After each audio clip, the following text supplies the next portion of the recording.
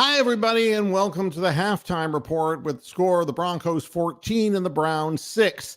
I'm personally amazed that we're even technically still in this game as poorly as we're playing. And, while the world now wants to coronate Gwen Stefanski as the coach of the year, he comes out and does a typical Gwen Stefanski thing. Well, they have a weak defense against the run, so we're going to throw with the rookie quarterback. It makes no sense whatsoever. It makes no sense. Kevin Stefanski does not make a single offensive player better in any way. He makes them worse. All right, that's the first thing. Second thing is you're playing against Sean Payton, who's a seasoned coach who understands that you throw a curve at your opponent, and sure enough, he starts running trap plays against the Browns and has a successful first half running the football. So, what we have right now, for a lack of better way of putting it, is that once again, the rookie quarterback is in a situation where now he has to throw all the time and he doesn't have a wide receiver. A perfect example is the last red zone situation. The first pass was batted down or batted up and tipped. But the David Bell, there was a little crease for him there. Maybe the ball would have gotten through. But the fade pattern, which is something that Kevin Stefanski can go fuck himself with, what is Elijah Moore or Cedric Tillman doing in the same exact fucking place in the end zone? I don't understand. And, Tony, I'm right with you. You have a situation where, let's line up Harrison Bryant twice in a row and we'll fuck it up. It doesn't make sense. None of it makes sense. Keep him as a head coach. Get him the fuck out of here as an offensive coordinator. He's ruining what little chance this team has to overcome the loss of their starting quarterback. And, he just doesn't give us a chance to win. Here's another thing. The Broncos are strictly throwing the ball at Newsome. Now, I thought Emerson was supposed to be covering Sutton because of the height differential. But the little midget is covering him, and that kills us in the beginning of the game. That's on Schwartz. I don't understand what in the hell's going on.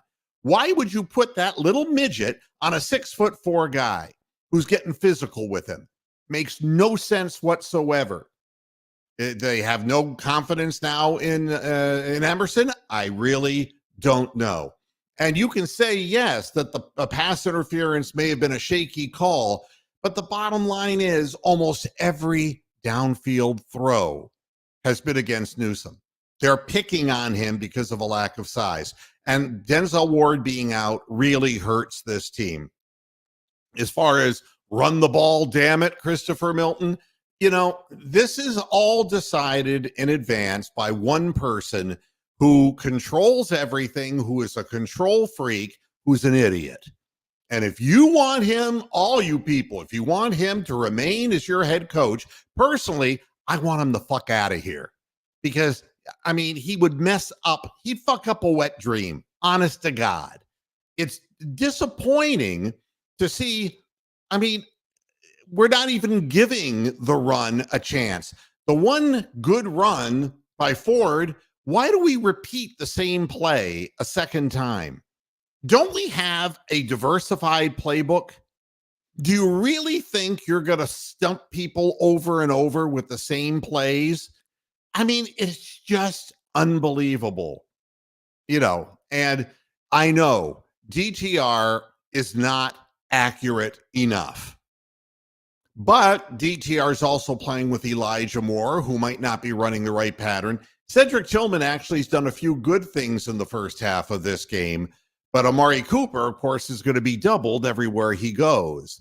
But, trial by fire or baptism by fire would be an understatement. All right, here's the deal.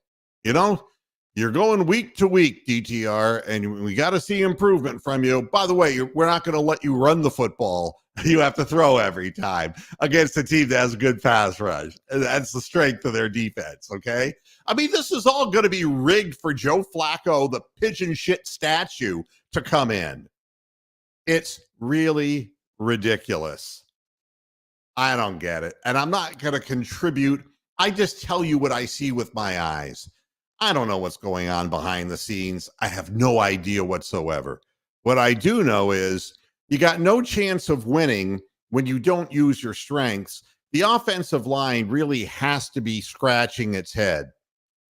It's like, really? We got a half a yard to go and we're going to have Harrison Bryant take the snap twice? Are you kidding me? You're not going to let us block. It's like, so let me get this straight. You want your wide receivers to block, but you don't want your offensive line to block. I don't understand.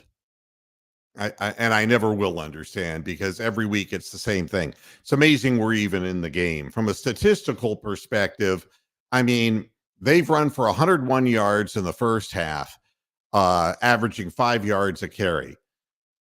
The Browns are up to 74 yards, and one of those was the long run by Jerome Ford, and DTR running the ball a little bit.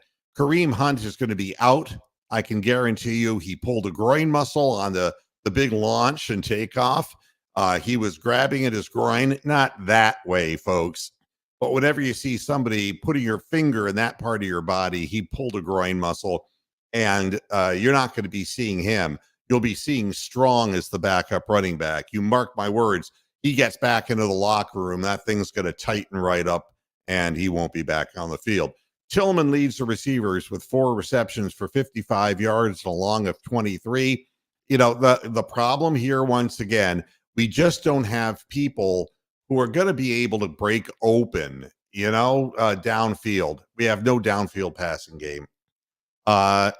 And it's going to keep getting old, Keith, every week, because this is what we opt for, what ownership opt for, not what the fans opted for. And I don't understand what DTR is supposed to do. I mean, we all want the quarterback to come in and look like Tom Brady or Brock Purdy. We all want that. But the odds of a 5th round guy coming in and doing, what I'll say is he's more aware of the pass rush that he was in the first 2 weeks, the 2 games that he played. But the ball's behind a lot of people on screen passes, or God forbid, leading people where there's coverage out in the flat. It's a pick 6 waiting to happen. And my prediction is that Denver is going to get a pick 6 in the second half, because there were many last week that he got away with, and you're not going to do that in the NFL. Way too much speed, and Amari Cooper's just not open. Njoku not really being used all that much, and I don't know. I don't know what to tell you. Right now, the game plan made no sense coming out, and that's one thing. And defensively, I don't know if Wright can't figure out where to set up. I mean, he just keeps lining up in the neutral zone. You got to get somebody else in the game. And I'm not telling Jim Schwartz how to do his job, but that's just, there's no excuse for it. The Browns have played sloppy ball. If Koromoa doesn't make that good hit on the scramble by Russell Wilson, God knows it could be a lot worse.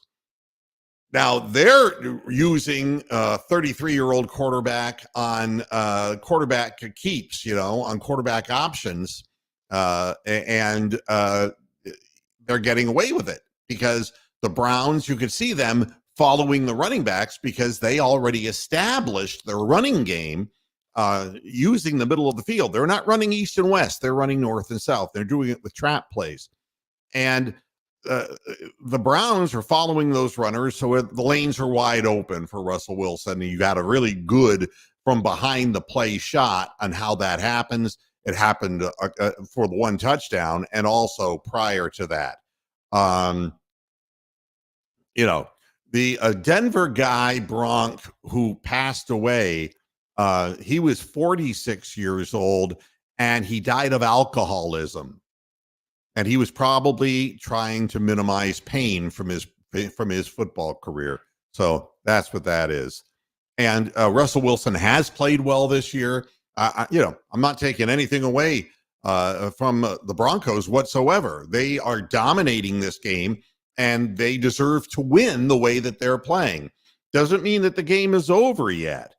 But what the Browns need to do is to get a solid stop to get the ball back into their hands and figure out a way to get down the field and get more than 3 points, which we haven't really been able to successfully do ever since Kevin Stefanski became a head coach.